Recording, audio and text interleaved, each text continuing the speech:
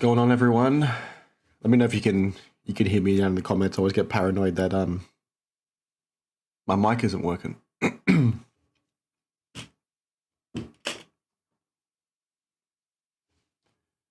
So just drop in the comments that you can hear me. That'd be great.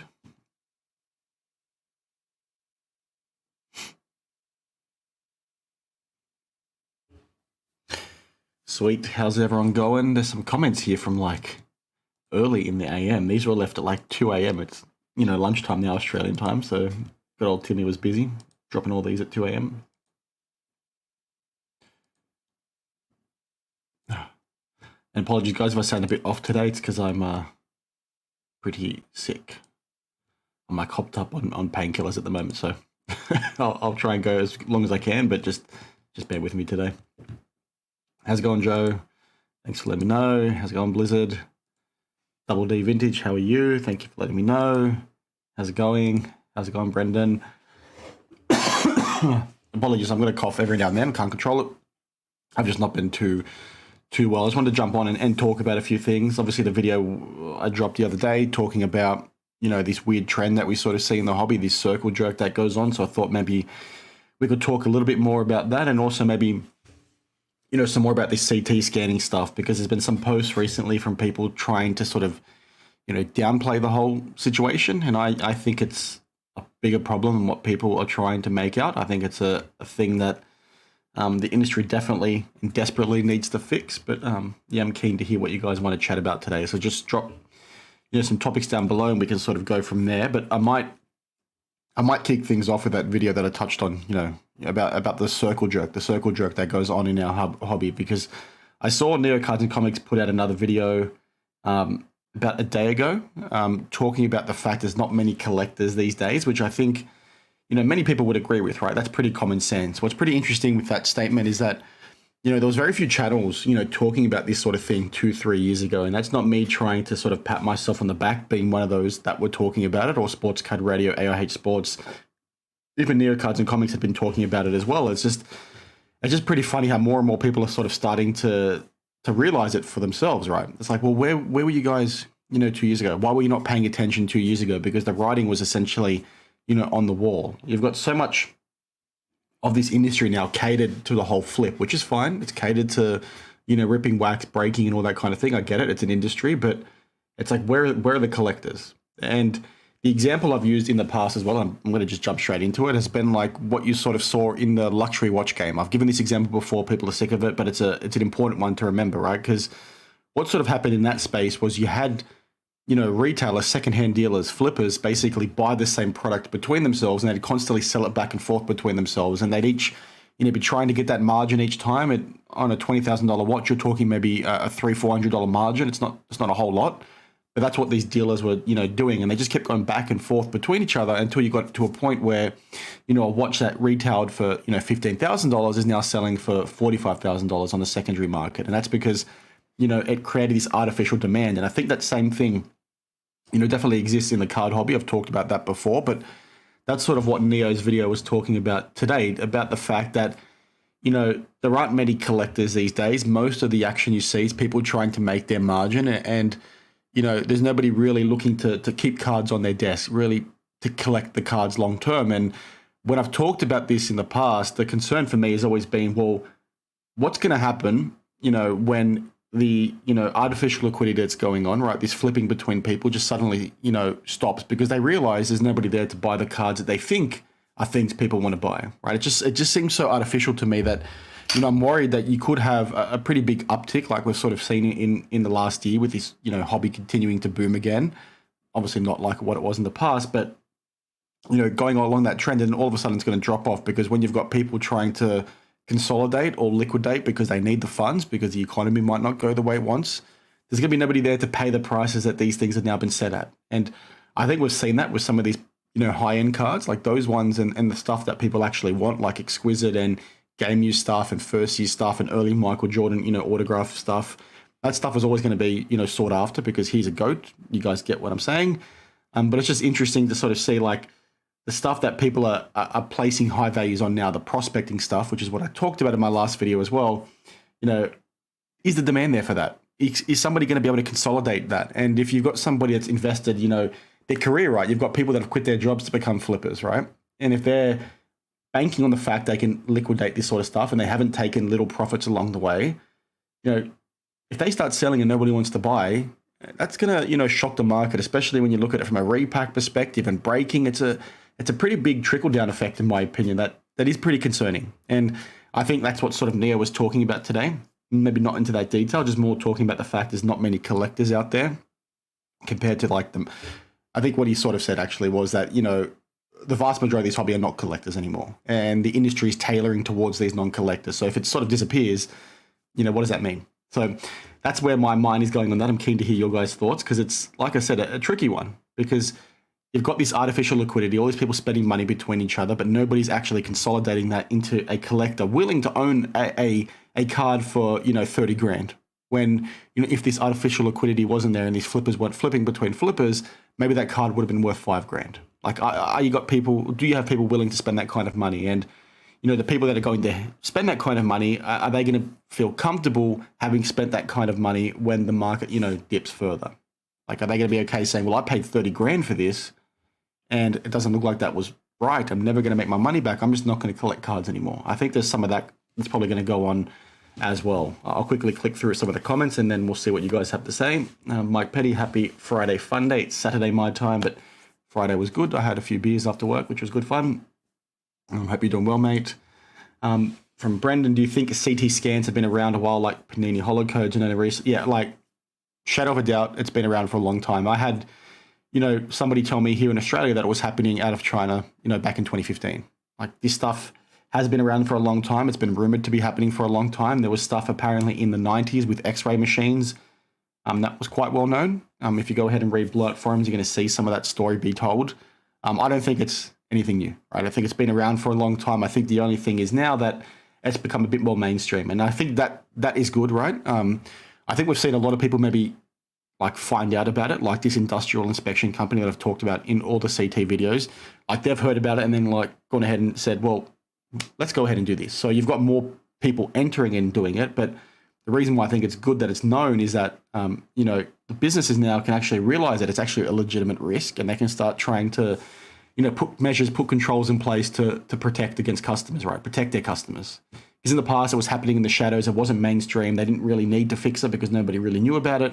Now you've got all these, companies popping up left, right, and center. They have to do something, right? And if they want to be able to charge, $8,000 USD for a box of mercury, tops need to pull their finger out and actually make sure that, customers can't get burned on the secondary market. Because again, some people will say, well, the secondary market, who cares what happens? Tops have made their money.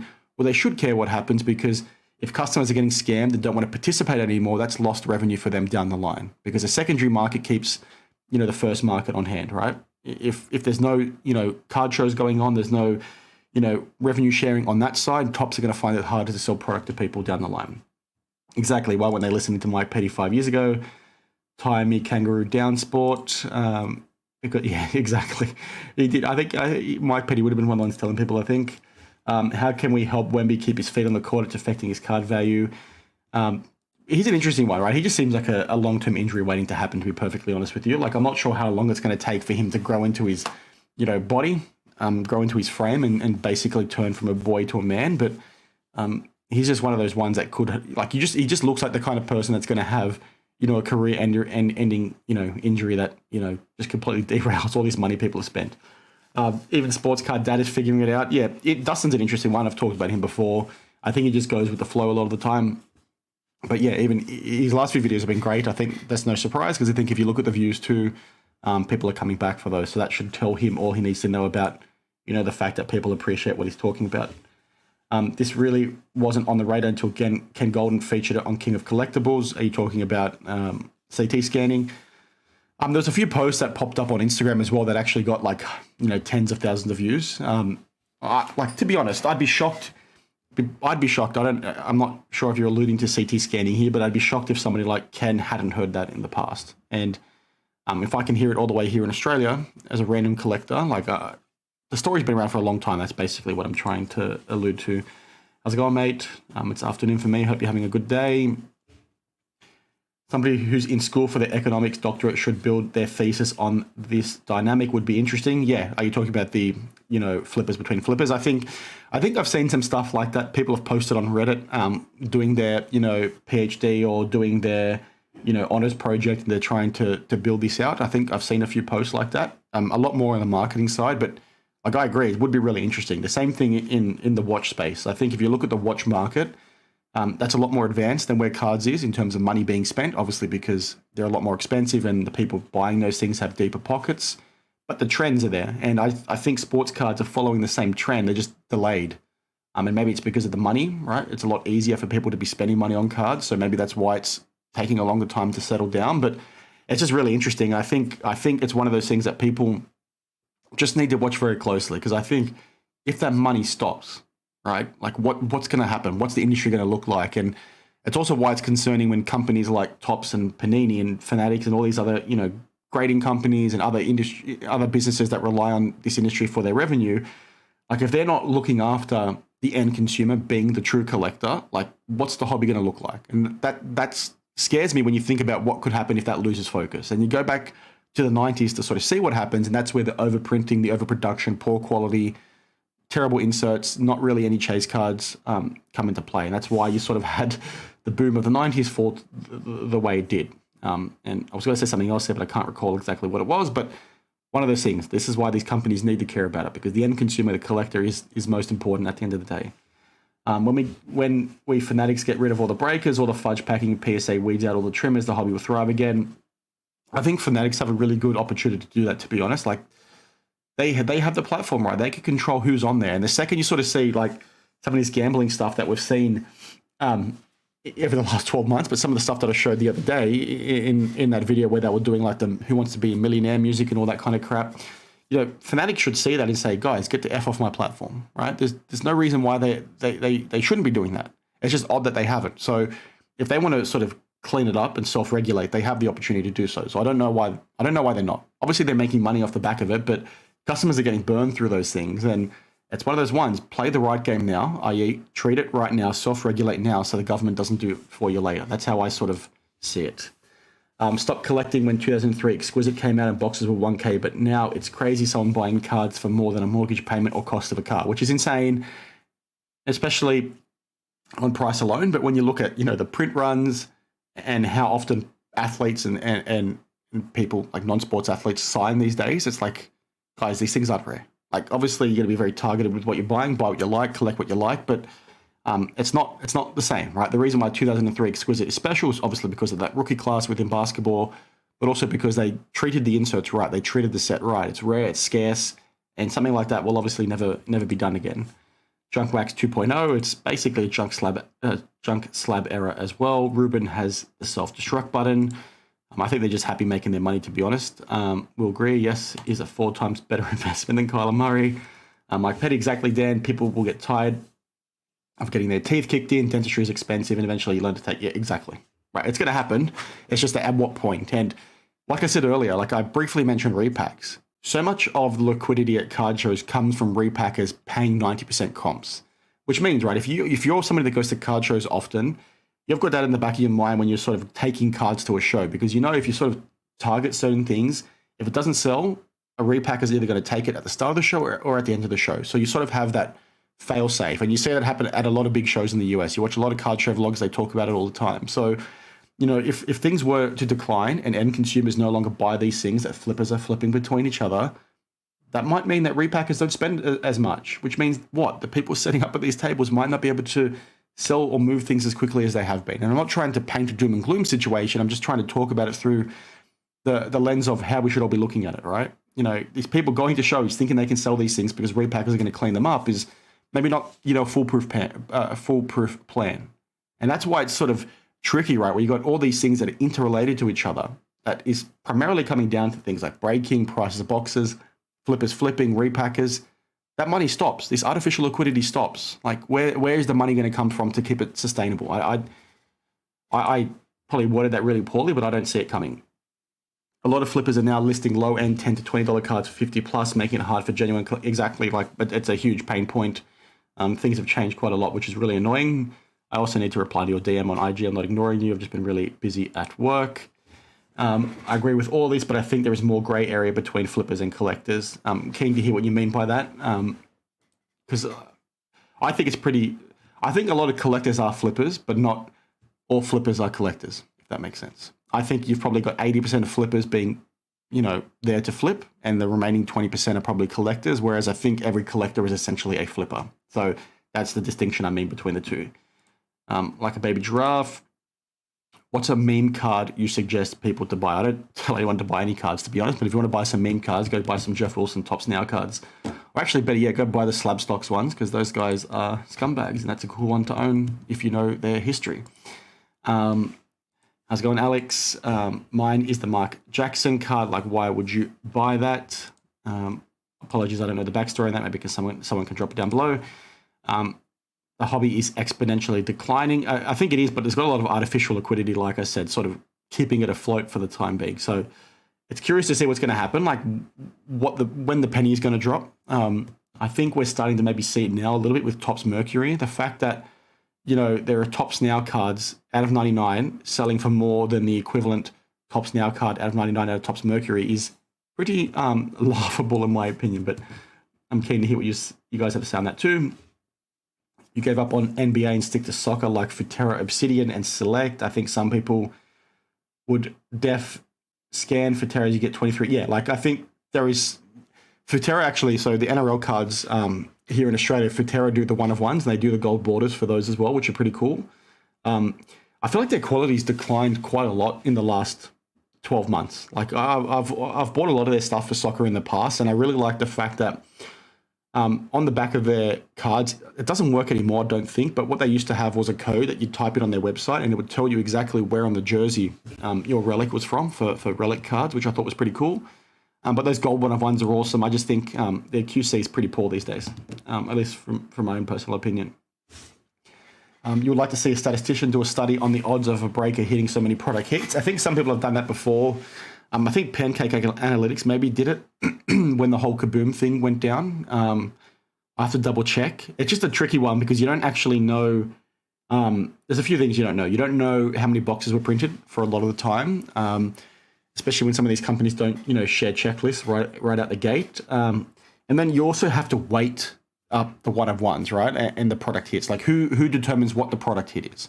And I think that's where some of the trickery has come in the past with trying to work out the odds. But I think it's a gut feeling kind of thing. When you're seeing the same breakers over and over again hit the same chase products or chase cards across multiple products, it almost speaks for itself, right? And yes, they bust a lot, but come on, guys. The Wemby situation is dangerous. People look at early Jordan cards as a reason to call it an investment, but a Jordan rookie when it was produced, like exactly the point. And I think others have talked about it a crap ton as well. Like you look at like Wemby, the price you're paying for him is already more than like the price of players that have achieved things in their career that have proven themselves. And that's common sense. Everybody talks about that these days. Sports Card Radio talk about it all the time, in particular with the likes of Luka Doncic in terms of his pricing as well.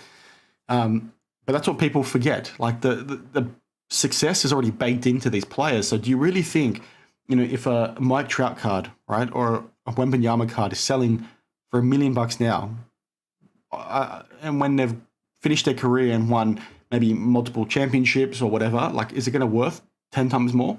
Like, probably not. So it's just weird how sort of people ignore that. Again, like I said in my last video, it's the elephant in the room. People see that happening, but they don't acknowledge it because they just want to make their quick buck, which is insane to me. Also, athletes don't care about your lives, guy. If you're looking for an investment, buy shares. There's you collect Shohei because you relate to his values and humility, except for the gambling thing, right? That's not a that's not a good thing.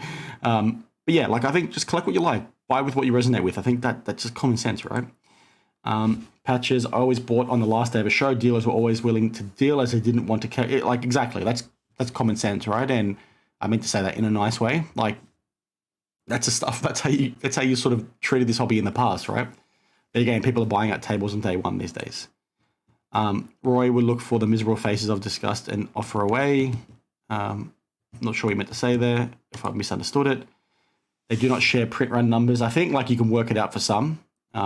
Yeah, sell all your Wembies first. Well, I don't have any Wembies, so I'm happy for that market to tank, to be honest. But it's just a weird one, right? It doesn't make sense.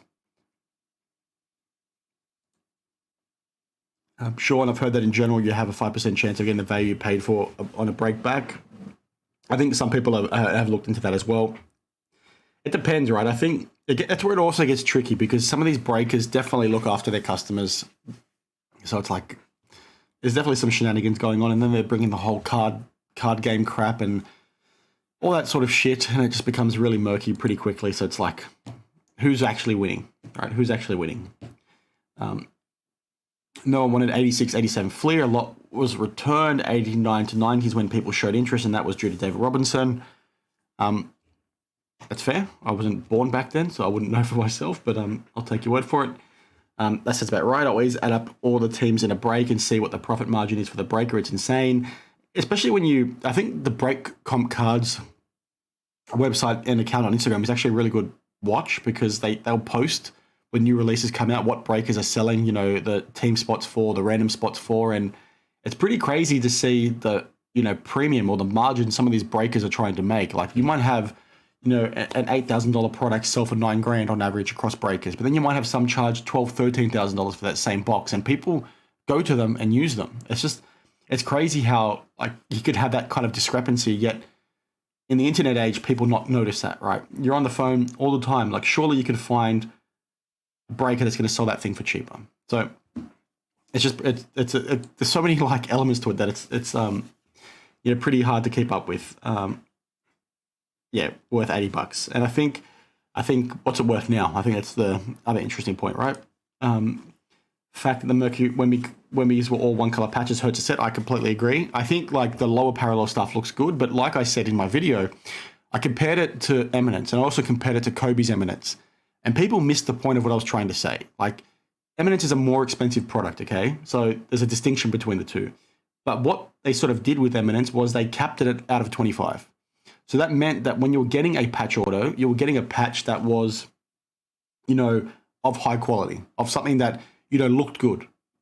Can you imagine paying $8,000 for a box and then getting a napkin patch? It's like, save that kind of crap for, the entry-level product. Save that kind of crap for the other patch autos in, the much more affordable product. Like, this thing is meant to be this really important set, yet you put napkins in there. Like, I don't think anybody would have cared if you got rid of everything greater than 50, right? The lowest serial number was out of 50 instead of out of 99.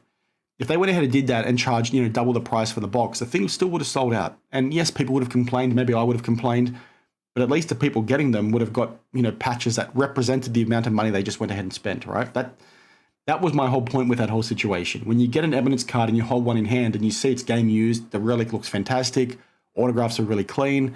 That looks like, okay, something high end. I don't think these Mercury cards match that at all. House always wins. Yep. Case in point.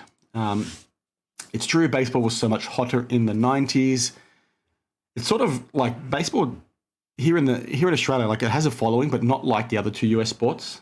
So it's always been hard for me to keep up with pricing and things like that. Obviously, like Trout and Ohtani are pretty crazy. I think Mookie Betts has been selling like hotcakes recently, but it's interesting how the sports go through phases, but I think that ultimately comes down to like the players at the time, right? Like you get good groups of players that funnel people into wanting to chase these things. Like basketball is interesting, right? From what I've seen, basketball has always been a pretty sought after set for people to chase, like in terms of collecting, like, since the, 70s, 60s, whatever it is. But in terms of the modern hobby, right? People my age, people probably the age of most of you guys watching that grew up, or in your, prime, basically when the 2003 rookie class happened, like how much of, or how do I say this? How many collectors are so passionate about collecting basketball because of that rookie class? And I'd be keen to sort of understand that, right? And try and work that out, because if you were a young kid collecting them, you had so many good players to try and chase for, and they sort of went on and performed. They weren't just a, rookie class that was praised and then failed. They praised and kicked on and actually dominated. So the fact that happened, how much of that is the reason why people still collect basketball cards today? And maybe that's the reason why basketball is still super relevant today compared to maybe NFL, because that seems to have more ebbs and flows. And is that because NFL doesn't have that many, gun players at the moment? I don't know. I'm probably not making sense with that, but I'm keen to hear what you guys have to say. As I do often say, Track Cards, I love your vlogs, mate. You should check out his vlogs. I think he's pretty interesting. Definitely one of the more enjoyable ones, and his content's pretty well structured as well. So please check it out. Keep up the great work, Dan. Thank you. I appreciate that. You still doing any buying on Card Hobby? I'm just starting to get into it. Yes, I am, but I've slowed it down quite a lot recently. There's actually one card that I really want to buy that ends tomorrow. So I don't want to mention what it is because the last time I did, somebody outbid me and ended up winning it in my place. So hopefully I win that. They've been really shitty, to be perfectly honest with you, with, shipping things out. There's a really long delay. Now, they have gotten better. The one thing I'll give them a shout out for that's happened in the last week that actually caused me to miss out on a card was that they now have like a control in place that is trying to prevent shield bidding. You have to prove your identity before you can go ahead and bid. So they didn't have that. They rolled it out. It wouldn't let me bid. It turns out that was why, because I hadn't done it yet myself. So hopefully that helps with some of the shilling that goes on within their platform. But I like it. I think you can find some cheap cards there. It's definitely not as good as it was in the past. And apologies, that was a really long explanation. But one to watch, because I think you can still find deals here and there. But just be ready to overpay these days. It's not as good as it was. The Prism Decker theory I've heard is crazy, where the breakers allegedly sold out the Panini auction to make them super rare. Doesn't that always happen with the Dutch auctions that Panini runs? Like, isn't that the whole point of it? You couldn't give away stickers unless it was your little brother for his school folder. Breaking Ballers. Hey, Dan, love that I found your channel. Really appreciate what you do to keep the field fair, at least informed. Thank you. I appreciate the kind words. Like, obviously, I get it wrong sometimes, but I'm a pretty balanced dude, right? I like to keep things pretty fair and try and give a unique opinion on things. But it seems everybody's doing very similar content these days. So just remember me, because I've been doing this for 3 or 4 years now. Like, Sports Card Radio has been doing it for over 10 years, right? A lot of people that are sort of coming at things from this angle these days are maybe not super genuine, is what I want to say. High prices, low value, CT scans, pack weighing, Kurt's card care. The hobby is a glutton for punishment. Well, you said gluten for punishment, but yeah, I know what you meant. Dave Snyder, will you visit Dallas, Texas next year? Favorite year of Flea Mental? Do you have a favorite card of all time? Apologies, again, I'm pretty sick, so just bear with me when I do cough. I don't think I have a favorite card. I'm probably planning to visit the US in 2026. I want to be there for the US World Cup. I get long service leave through work around then, so that should help with the holiday pay and all that kind of thing. But it's just a bit hard. Part of the reason why I haven't traveled to the States is, number one, this channel doesn't really make any money. I don't have any sponsors or anything like that. I've got a family. By the time I go ahead and pay to go to the US, it's maybe going to cost me like $5,000 in return flights and accommodation. So that basically means that whatever spending money I'd want to have to use is gone, right? So it sort of makes the trip a bit worthless, even though it would be fantastic to go.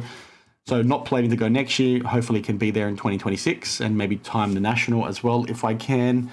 I don't have a favorite card. I don't look at my cards that way, if I'm being perfectly honest with you. I think I've said before on the channel, I've always found card and collecting in general. Like, I collect a lot of shit. You can see behind me, right? I've been a collector my whole life, but I've always found it really weird to sort of look at cards in a way that would have a greater meaning. Does that make sense? Like, for me, cards are cards, right? I don't hold an attachment to them. Like, if I have a card that costs me a lot of money and I need to sell it, then so be it, right? I don't have an attachment. But in terms of a favorite card, to go back to your point, it'd be something Pokemon related, like the first set from 1999. I ripped a lot of that as a kid.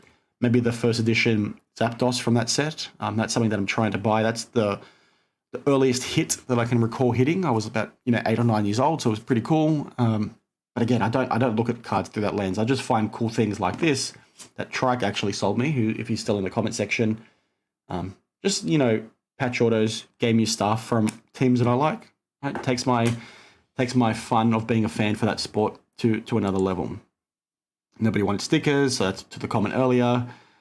And appreciate the super chat, Dave. I didn't even noticed that was there, so thank you for that. And I think there was another question you raised, I think, in the last live that I didn't get to, but I'll see if I remember it, and then I'll come back to it.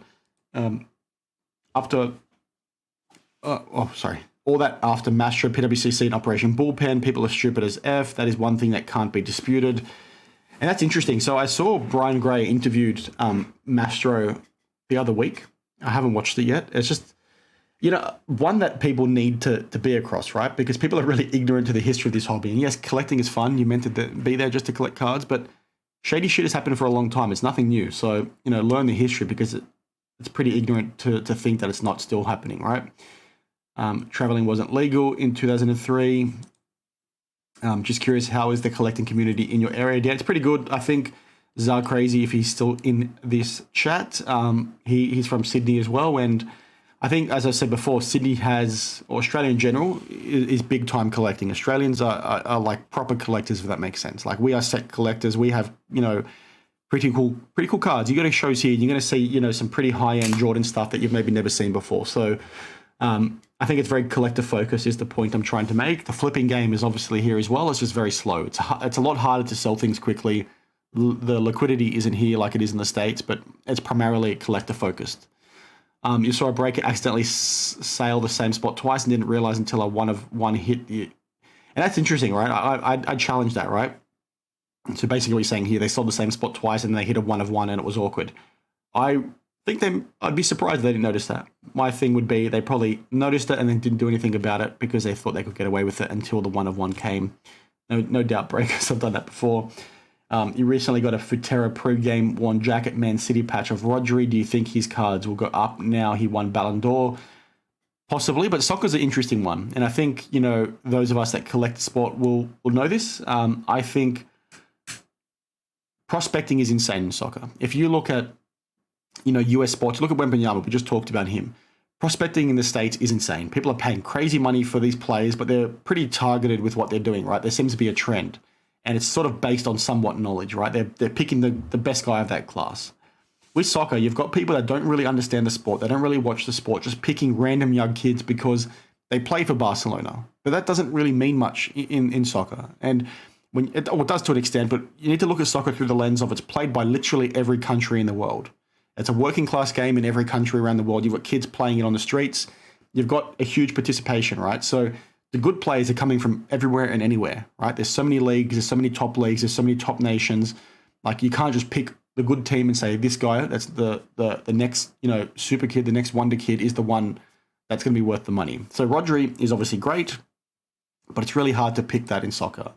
And then again, if you look at the history of soccer, you can pick up fantastic players for so cheap because people are not looking at it through the right lens. So hopefully that made sense. But yeah, soccer, just be very careful with where you're spending your money. Just buy the stuff you like, because I think there is speculation 10 times worse than what happens within US sports. And primarily comes down to the fact that a lot of US collectors don't, understand the world game maybe as much as they should, or as much as they make out. And that's not to say soccer fans in the States. This is to say flippers that are buying this sort of stuff thinking, well, Barcelona's a big team, so I'm going to go ahead and buy these players, right? It's the flippers making it worse, not the US soccer fans.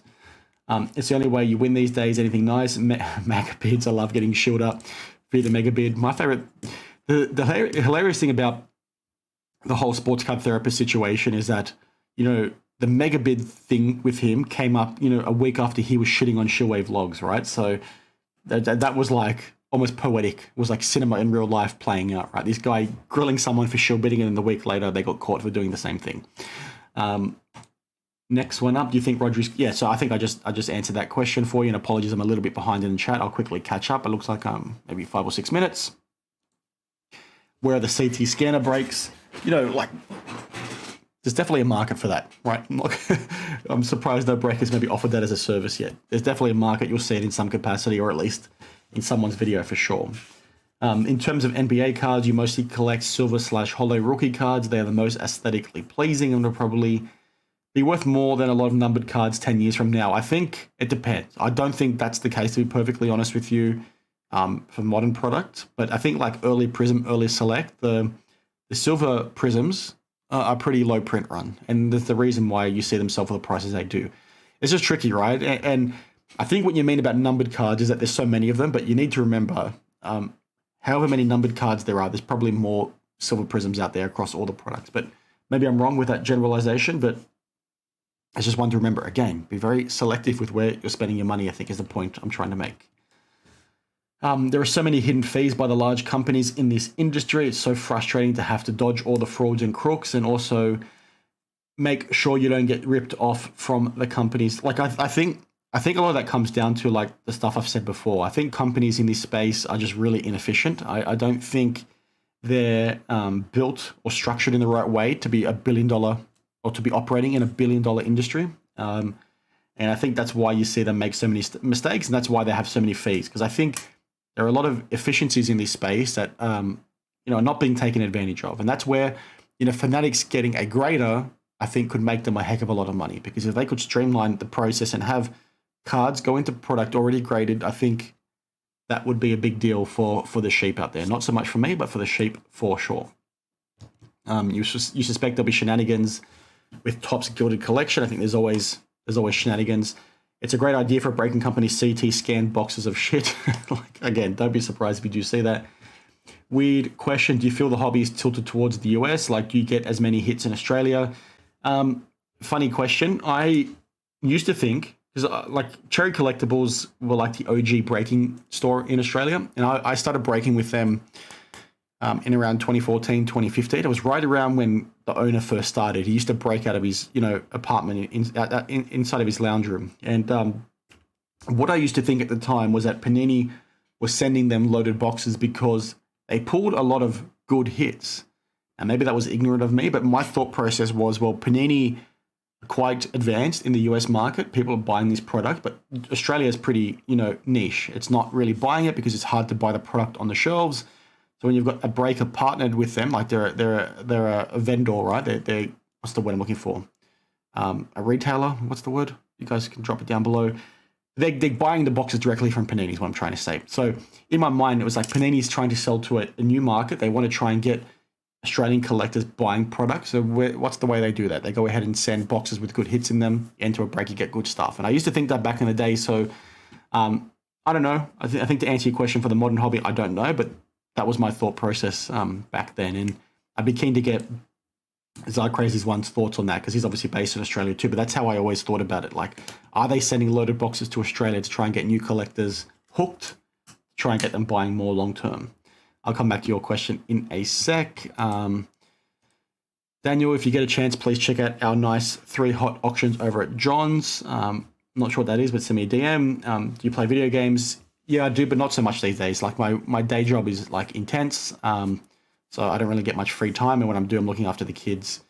But my favorite game probably in the last 3 to 5 years is probably the 2 Final Fantasy remakes on PS4 and PS5, and the Final Fantasy 7 remakes, and probably Elden Ring. They'd be the most fun that I've had in recent years, but I haven't played anything for a while. I think the last thing I played would have been when Diablo 4 came out. But again, I haven't touched that maybe since a month after launch. So glad there isn't wax packs anymore, but again, same shadiness happens even without them, mate. Brian didn't ask Masher one question about shield beating in 2 hours. He spent jail time for it. It's illegal. I agree. Like, that's wild. I'm shocked that he didn't ask that question. Now, Brian's been asking to come on my show for a long time, but it's really hard for me to line things up. So I feel guilty because I've not gone back to him. I've been really slow getting back. The guys that message me on Instagram will know that I'm pretty slow, so I do apologize. But maybe if I ever get Brian on, I can ask him that question. What's Rodri and a balloon? Rodri is a player. The Ballon d'Or is like the award for the best player, the MVP across all of soccer, globally. It's an award done every single year.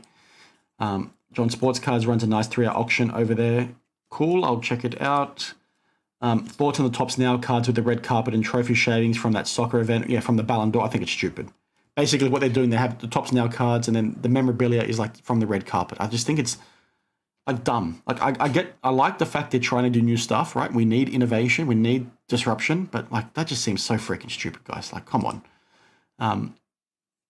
We need a Topps Today card 265 days a year, or 365. Yeah, 365 would be better. I'm happy if they make a Topps Now of Dan the Card Man. Maybe we can put some of my beard as the relic. Who knows? You recently got Shield on a 1-of-1 card and ended up paying an extra $125 US. Shield bidders keep getting away with this, and bidders have no recourse. Exactly, because it depends on which platform, right?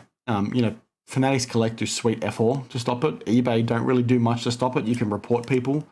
But ultimately, like, eBay benefit from shield bidding, right? Because they make more money off the transaction. So it's one of those ones that's interesting. But my understanding is that eBay have an audit done over their, shield bidding department. Like the forensics that goes on, they're audited for that. So at least per my understanding. So, I'm keen to see what level of detail they go into. But clearly, clearly you see shilbidding left, right, and center on eBay.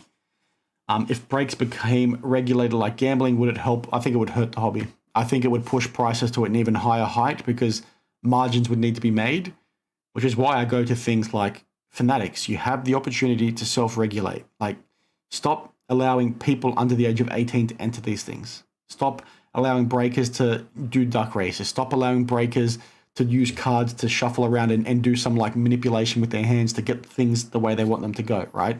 Stop that shit from happening. You can do it yourself. It's really easy. If you're not going to do it yourself, somebody else is going to come in and do it for you at some point. Apologies, guys. I know you mentioned that Australia has a robust collecting community, but are there instances where cards or items you want are harder to get a hold of because of international shipping? That was definitely the case in the past. I don't think so anymore because you have, mail forwarding services like Ship My Cards and a few others. Like, it makes it a lot more affordable. Basically, what would happen in the past, you'd buy like a $10 item and get charged $40 from eBay to ship it.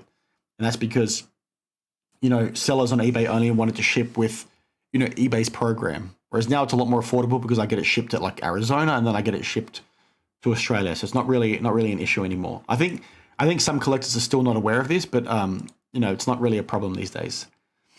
Flair Authority back in 2001 did packs with graded cards inside. It was a bust, but I think these days people are dumb, and I think people, get fooled by the fact the label says 9 when in fact the card looks like shit within it, right? So I think the modern hobby would fall over themselves trying to get these sets, and they'd pump it to the freaking moon. Thanks, mate. I appreciate your support. Do you think eBay will ever, I don't know. And I've reported a number of these Chinese sellers, these consigners in China, but nothing really ever happens, to be honest. It's one of those ones, like I said, where there's a misalignment, right? Because the more money these things sell for, the more money they make. And if the thing doesn't sell because the person shall bid it and they won and therefore nobody pays, they're still making money by the listing fees and all that sort of thing. So it's one of those ones where it's just really, misaligned. They could definitely be doing more than what they are, but again, who am I to judge, right? Cherry's markup on break prices is out of this world. Mate recently bought a spot on one box with Cherry, same price on Blaze for 4 boxes. I agree. I think their pricing is definitely insane. The same goes for their singles, but they're sort of able to do it because the market is really weak here, so they can sort of do what they want, right? So I don't know. That's part of the reason why I don't break anymore, in particular with them. If I do decide to go ahead and break, it's not with them. I think I do some of their charity breaks that they do at Christmas because that money obviously goes to charity. But yeah, that's part of the reason why you see that happening. I have a 2001 Topps Reserve Albert Pujols rookie card, auto PSA 9, only 555 were made, inserted into box. A similar situation. The card's very valuable though. William, you love that card. Okay, that's responding over here. Me too. Okay. What are your feelings on the services that snipe auctions for you? I don't like them. I think I've been tempted to use them in the past because, as I'm sure you guys have, there's plenty of times where you've missed out on an auction. And what's really annoying here in Australia is that more often than not, auctions end like at 3 a.m. my time. So I've had to stay awake and I've been ready to press the final bid and I've fallen asleep. So that's why I've been tempted to use them, but I've not used it. I just do it myself.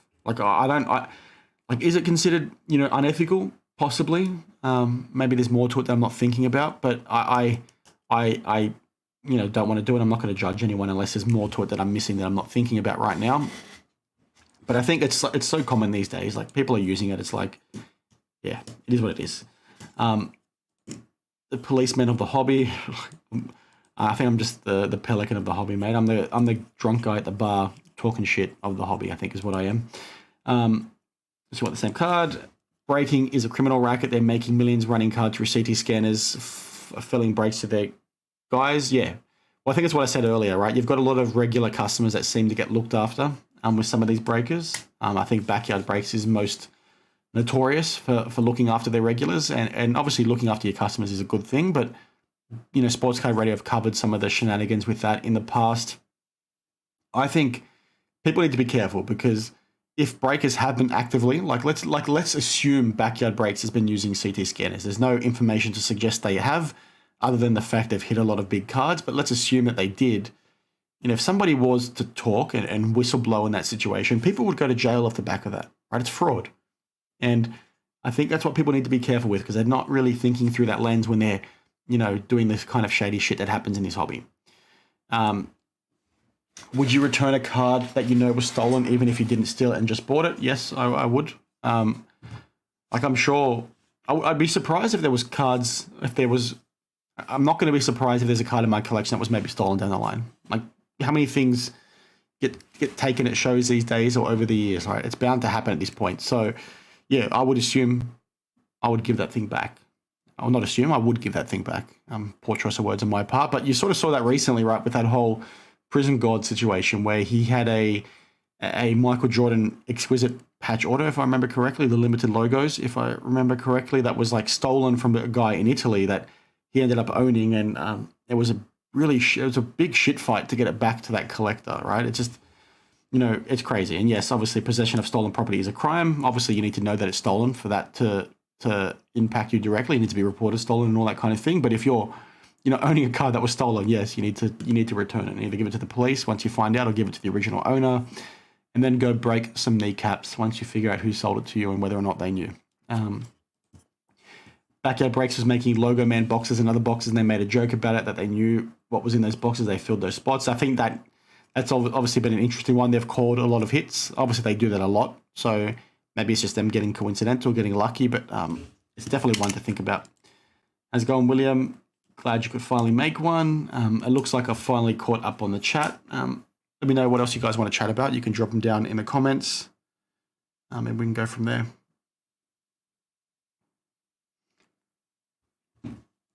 CT, I think, to be honest, CT and CT, CT with breakers goes hand in hand, right? Because I think a lot of these guys have CTE, if I'm being perfectly honest with you, given the way they carry on these streams. It's pretty embarrassing. But yeah, I appreciate your support, mate. So if there ever was a sponsor, Pepsi Max, come on guys, look after me. I drink this thing way too much. I'm sure my insides are cooked because of it, but it's just too damn good, guys. About how many cards do you have in your collection and what do you love about collecting? It's probably hard to say. Like, it depends what you like. I've definitely got thousands, right? And I've got like dozens and dozens of binders filled with sets. But if I was to, when I talk about the proper cards within my collection, I've been really focused in maybe the last year or two trying to consolidate into some of the more high-end stuff. So things like floor soccer that I've showed many times. So I would say like my core collection of like my most prized cards would probably be in like maybe the 50 range. And then the rest would be sets. And when I classify those 50, right, that's not me just owning 50 cards. That's 50 cards that I'd probably never sell, right? That's the approach I'd take with those, and that's what I meant. And then in terms of what I love about collecting, it's the stuff I mentioned earlier, right? The on-card autos and game use stuff, right? I'm a huge sports fan, right? That's why we collect cards, I think, for most of us.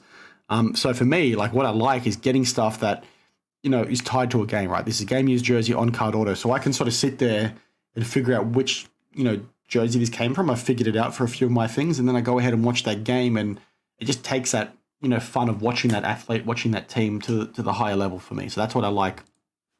I like the most. Fanatics cancels 2 out of 3 shows. Which was the most recent one they cancelled? I saw they cancelled the one in Florida. It was scheduled, I don't know exactly where, but they blamed it on the hurricane, which I don't think was true, right? Because I think people mentioned it was really far away, but that should be a scary sign for people too. The fact that, yes, I think Dallas was maybe the same weekend, maybe, or there was another show that was around the same sort of time that was quite big, but shows being cancelled should worry some people, in my opinion.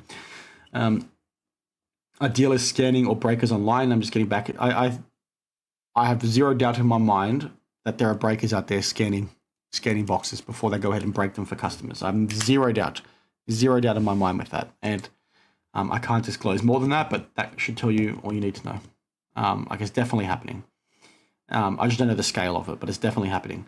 Dan the Card Man, keep up the great work, mate. Thank you for the support. You can't remember who said it, but in the future, I can see companies packaging boxes with some kind of material that blocks CT scanning, but literally all other sealed wax is fair game now. I think everybody has basically said that. Everybody that's covered the CT scanning situation has given that example, because it has to happen, right? And Fanatics have actually reached out to me when I dropped my first video, because I think the first people to break this. I think Neo was the first one to really talk about it, and then I dropped a few videos on it. And around that time, Fanatics reached out to a bunch of people trying to get some understanding with what was actually happening because they were wanting to try and fix it.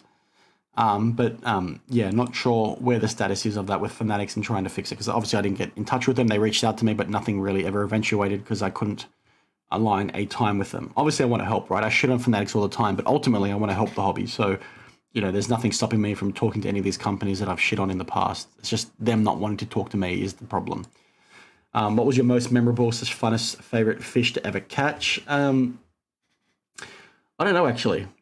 I just love fishing in general. So it's not so much the actual fish for me. It's more so just doing it. I'm pretty excited. I'm doing a fishing tournament on the 23rd of November. It's a weekend away on Lake Macquarie, which is up north, New South Wales, or up north from Sydney.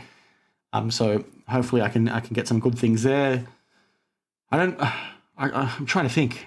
I've not caught a huge fish myself, but there was one day, maybe I think it was 2011, 2012. Went up to Foster with my wife and her family, which is like 4 hours north of Sydney. It's a really nice, seaside town, fantastic fishing. And my brother-in-law's mate came up with his boat, and we went out deep sea fishing, and he caught like a 1.3 meter kingfish, which was huge. I think it was about 15 kilos.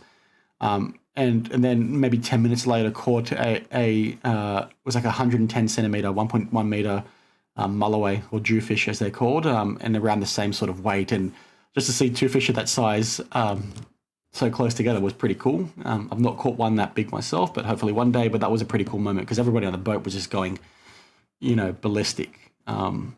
I think the same day I hooked onto something big and I was fighting it for like half an hour. I've got footage of it, and I could hear, I was using my like 15 to 30 kilo boat rod and really, really heavy line. I think it was like 60 pound braid.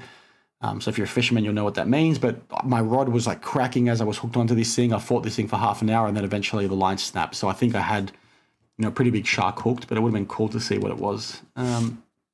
Dealers, resellers are buying up all the products, CT scanning everything, and selling the crap on eBay and breaking the hits. I agree, and I think it's definitely what is happening with Topps Mercury, which is basically what I think you're responding to the question earlier. Are NFTs the future of collecting? No, I do not think they are.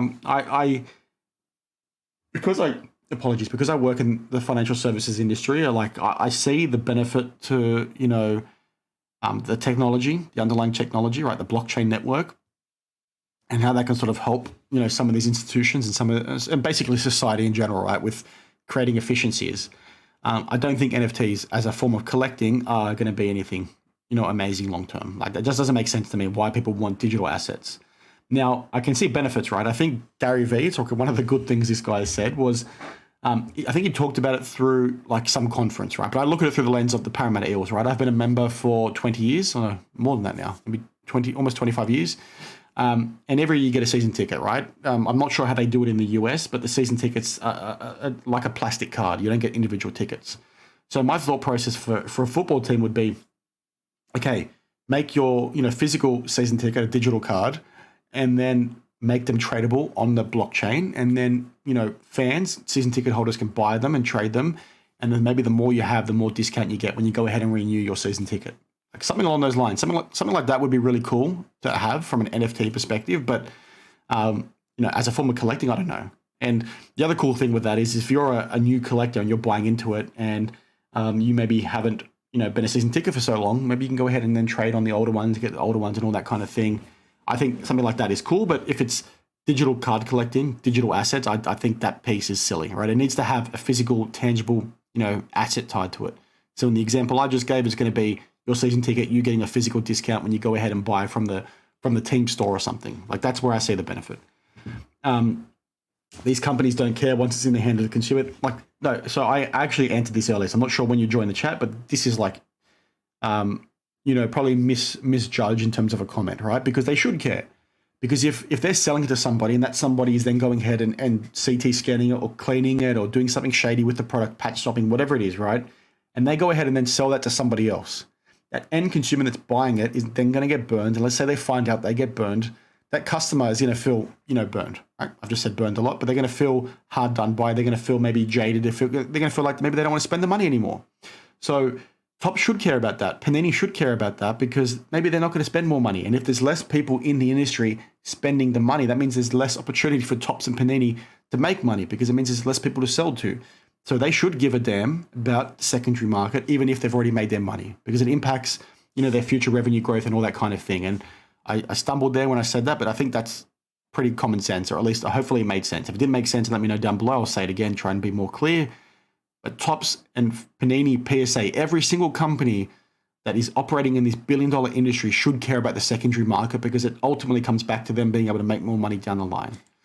And the comp only sell to these good hobby boxes. I'm not sure what that comment says. Sorry, maybe you can say it again. Yeah, definitely don't want a digital card. I agree. Like digital's crap. I can see e-packs becoming the standard as a preventative measure against all the scammy shit. Potentially, I think one of the things that I mentioned was, okay, if Fanatics and Topps and Panini can't stop this CT scanning BS, and they have definitive proof that's happening, on a big scale, it's pervasive, it's systematic, it's happening everywhere, then you're going to reach a point where there is literally no cards in the pack. You go ahead and buy a hobby box, and it's going to be filled with redemptions that can't be scanned. And then you have to go ahead and write your code, and then your card will get mailed to you that same day, right? The things will already be printed, but the product themselves will be empty. That's something that's entirely possible if this stuff is proven to be, as crazy as what it actually is. How's it going, Ziggy? Hope you're doing well, mate. Hope the kids are doing well. E-pack-like model is coming. I think the things I just mentioned are entirely possible for that to be true. Upper Deck has been asleep since the 1990s. They can't make Jordan autos. I think a lot of companies have been asleep since that long, to be honest with you. You lost so much money on boxes. I started buying singles and my team of players I like. I think that's the way to go these days, which, sucks for somebody like me because I love ripping wax, right? We've done it our whole lives, right? If you're a collector that's been a collector your whole life, you've done it your whole life, right? You've been doing it since you're a kid, going to the store, buying a pack. For me, it was Pokemon, it was NRL cards in the 90s, it was basketball cards in the 90s. Hobby boxes, I think I started busting them around 2013, 2014. And that's ruined now. I can't afford them these days. So it's really shit. So buy singles, right? That's where it sort of is. You liked how Arena Club started with the AI grading. Not a fan of the slab packs, but it is nice to see exactly why the card graded a certain way. When does PSD start using this tech more? I think they will start using it, but they're not going to do it until people actually care. I think the hobby has shown they do not care about grades, right? The only thing they like to see is PSA 9, PSA 10. They don't want accurate grades. They just want to see that 9 or 10 so they can make their money, which is why you see the discrepancies that we're seeing. So, I like this is where the pain point comes from, right? Because these companies don't need to innovate because people are dumb, right? The average person in this hobby is dumb. The average flipper is dumb, I should say, not the average collector. So they're just sort of happy, as long as this is a PSA 10, they're over the moon. So they don't need to change, they don't need to improve because they're already maximizing the amount of money they could be making.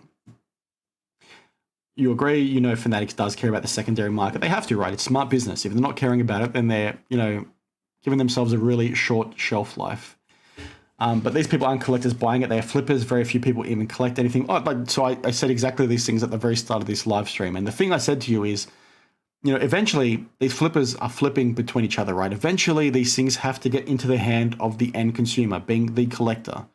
So prices need to be sustainable for that to sort of be successful long term. So, they should be caring. Even though these things are being flipped between flippers, they should still care because ultimately, if collectors are not buying these things long term, the people flipping are not going to be able to make their money, which means there's not going to be as much, action. There's not going to be as much demand within the hobby. Now, I explained that in maybe the first 10 to 20 minutes of this live stream, so maybe go back and watch it after.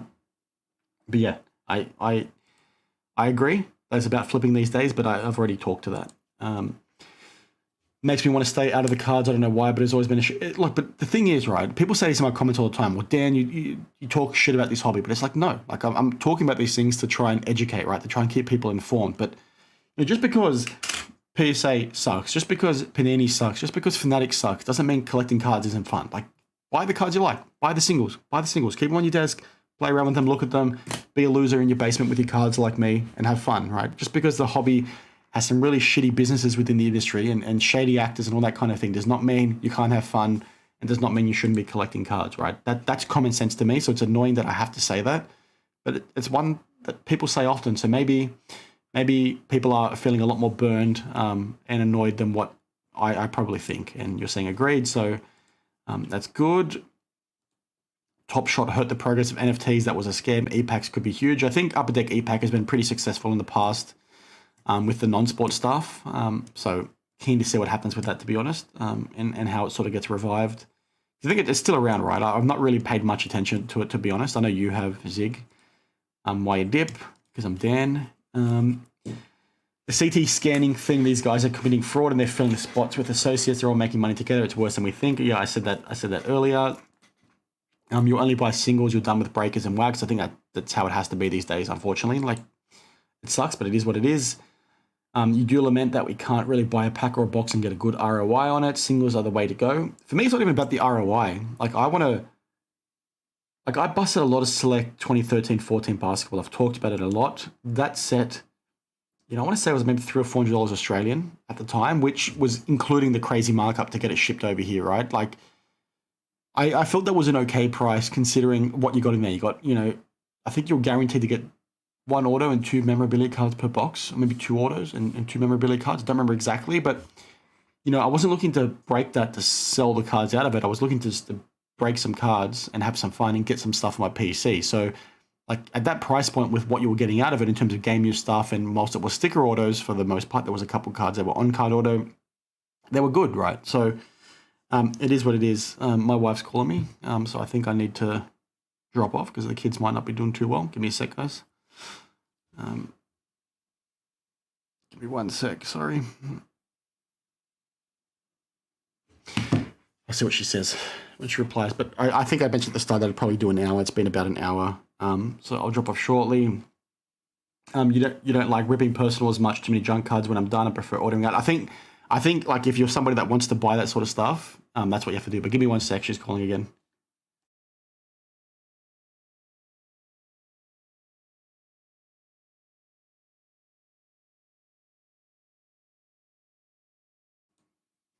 All right, I'm going to drop off in 5 minutes. She needs help with the kids. They're losing their mind. So apologies, guys. But I think we covered most of what I wanted to talk to today. And I mentioned I'd only do an hour anyway. Apologies for cutting it short. But yeah, to finish my train of thought, Ziggy, like, I think that's how it has to be, right? Like, it's not the same as it was before. I'm actually not a fan of the Raiders. I've talked about this before. Australians, like, we just buy these hats because it's considered like pop culture, if that makes sense. So, like US sporting teams, obviously I'm a Red Sox fan, I'm a Celtics fan, so from a Boston perspective, that makes sense. But like, I just bought that Raiders hat because they look cool. And that's sort of how it is in Australia, right? For all US sports, we wear the apparel and stuff. Obviously, if you're a fan, but for the most part, it's part of culture, right? American culture that's just come over here that we sort of wear. Breaking is the future. It's mass. Sorry, but you're saying that, Ziggy, because you're invested in the breaking now. Good stream. Thanks, man. Be well. Appreciate you, mate. Same to you. Good to hear this info. Yeah, my daughter's asleep, but my son is like, he's only 6 months old. My wife's having a bad day, so obviously need to go and help. But yeah, that's why you always see the Raiders hat. I just wear hats, number one, because I'm bald, and the way my camera's set up, it just looks funky these days now that I shave my head. But yeah, anyway, it is what it is. If there's any other things you guys want to answer, drop it down below. I'll respond to it a bit later, but I'm going to head off now. I need to go look after the kids. So apologies for cutting it short, but we got the hour done. I really appreciate these as always. It was really good to have a lot of you in the chat. We'll try and do this again next week. I want to try and do this weekly at the very minimum, get back into the groove of things. But yeah, really good questions today, really good talking points. And I thank you, all for joining, and I appreciate you guys. So cheers. I'll see you in the next one.